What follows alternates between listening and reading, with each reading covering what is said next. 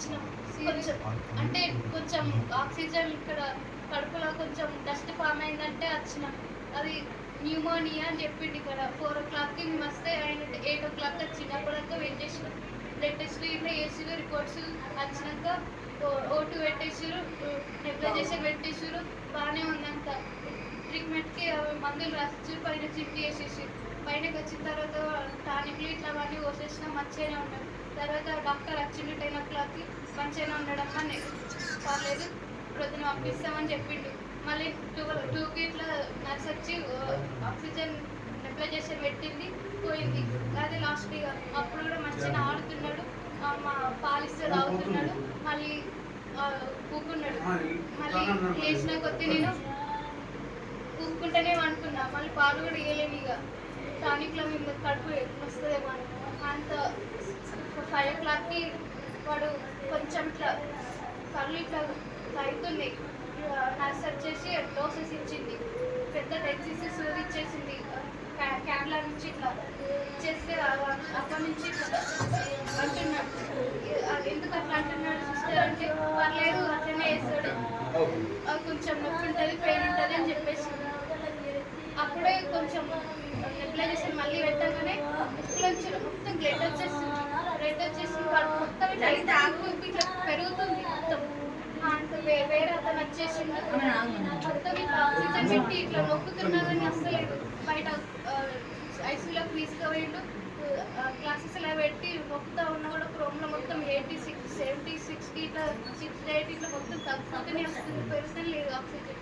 మొత్తం ఇట్లా అయిపోతుంది, మొత్తం చల్లగా అయిపోతున్నాడు. మొత్తం ఎంత చెప్పినా వేస్తలేడు.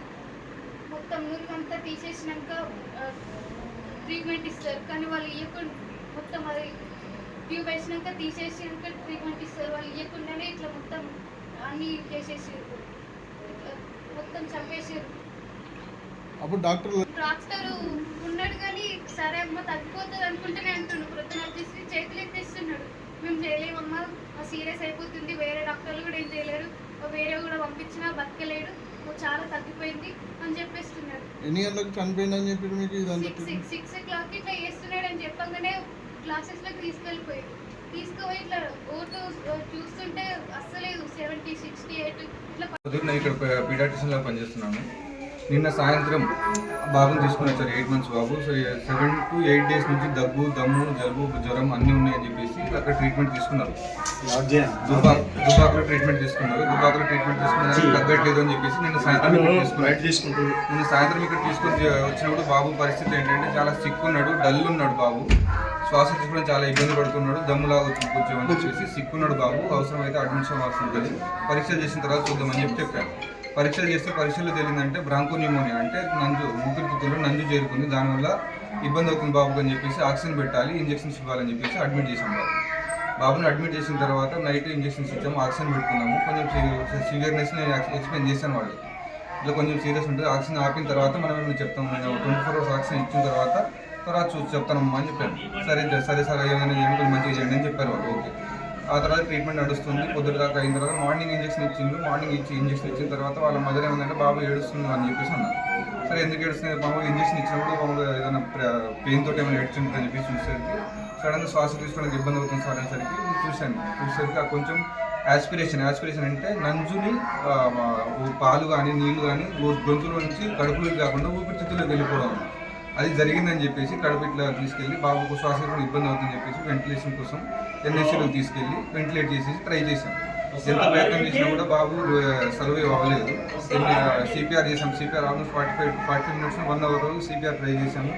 ఇవ్వాల్సిన ఎమర్జెన్సీ మెడిసిన్స్ ఏవైతే ఉన్నాయో కార్డియాక్ మెడిసిన్స్ అవన్నీ ఇచ్చాము, అయినా కూడా బాబు రివైవ్ అవ్వలేదు. సో ఇది జరిగింది.